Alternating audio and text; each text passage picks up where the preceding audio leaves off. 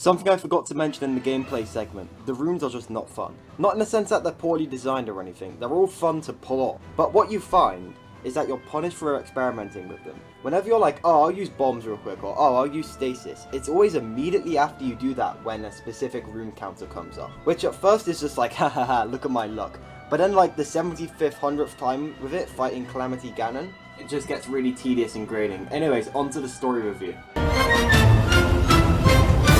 I'm just going to say this right now. I'm reviewing this game, and we're not going to agree on everything. If you liked or loved this story, that's awesome, and I'm really glad you did. But I just think this story is pretty bad writing. Mainly for the reason that Breath of the Wild isn't a story built around time alterations. Like, if this was the plan all along, and they had a game that didn't push the complete total opposite point, and also didn't advertise it as something else, I'd be fine with that. But I just feel like this goes against the entire point of Breath of the Wild. I get these are alternate timelines, but something about seeing everything go right kind of takes away a tiny bit from the impact of Breath of the Wild. And the thing is, this game could have been so much more.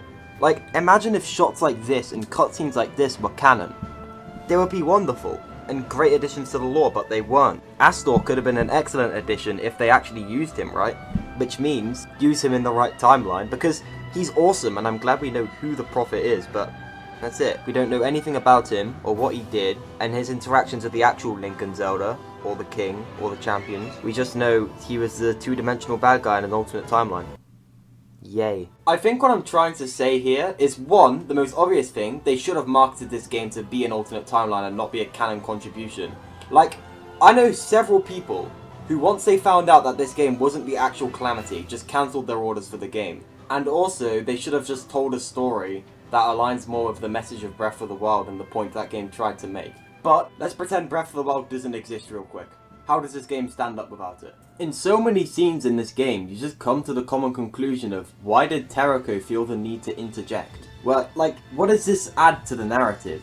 Now, I'm a fan of fun content, but what was the point of having Terrako interject in so many scenes? Take this one for example. About this pathetic knight in your service. Are you sure he's got what it takes? What the? When you get a game thinking, oh boy, I can't wait to see more of my favourite characters from 100 years ago interact, only to find that all of their interactions are interrupted by the literal definition of babyfied version of something to sell stuff. It just leaves a bit of a sour taste in your mouth. Next up, a lot of this stuff just leaves you wondering what the point was. Like, the point of Breath of the Wild was that you can make major screw-ups, things can go completely wrong, and there's still hope to turn it around.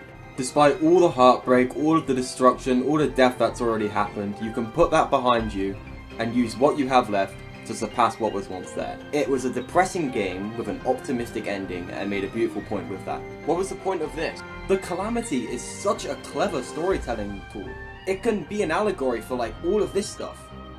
Yet instead of doing any of this interesting stuff, they chose to do a Marvel movie-esque time travel game, which fails to make a point about anything, and gimps everything it tries to do. Now I understand that at the end of the day, Nintendo games are for children, but if you're gonna make a game and set everyone up to think it's gonna be about this sort of thing, and if you can't do the ending you want to, maybe just don't make a children's game about the end of the world.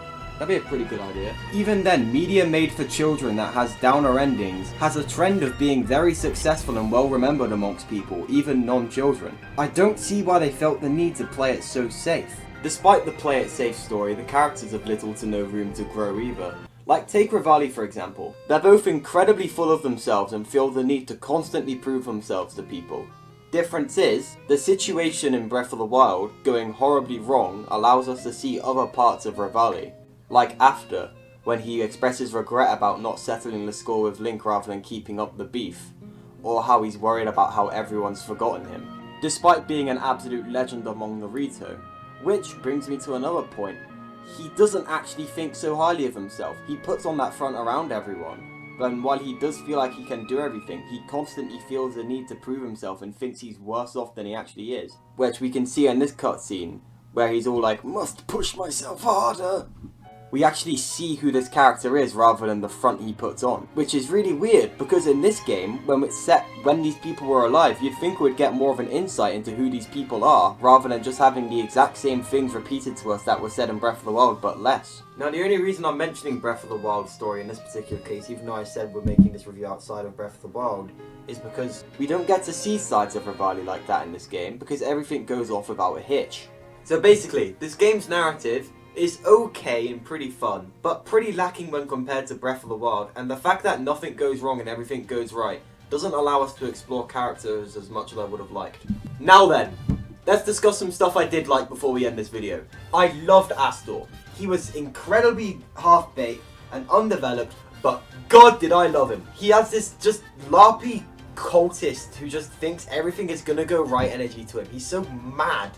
He's just absolutely off his head, and I just love that about him. Also, his design and voice are really good, and speaking of voices, this game did wonders for Master Koga. He feels so much more alive in this game, and it makes his portrayal in Breath of the Wild better because you can now imagine it with his voice. And I love that! Not to mention, the music is great and almost as good as Breath of the Wild. And the art direction, while a lot of it is lifted from Breath of the Wild, is used so effectively. The scene where Astor gets betrayed and he looks back in horror to see the lifeless but also autonomous Guardian Eye just staring straight at him as he's devoured is so creepy, and I love that. So overall, I think this game's story is pretty uninspired and bland, but it has some wonderful parts to it. So what do I think of this game overall? Gameplay and story considered. 7.2 out of 10. Wait for a sale in the alternate universe where Nintendo has a change of heart and starts being really nice.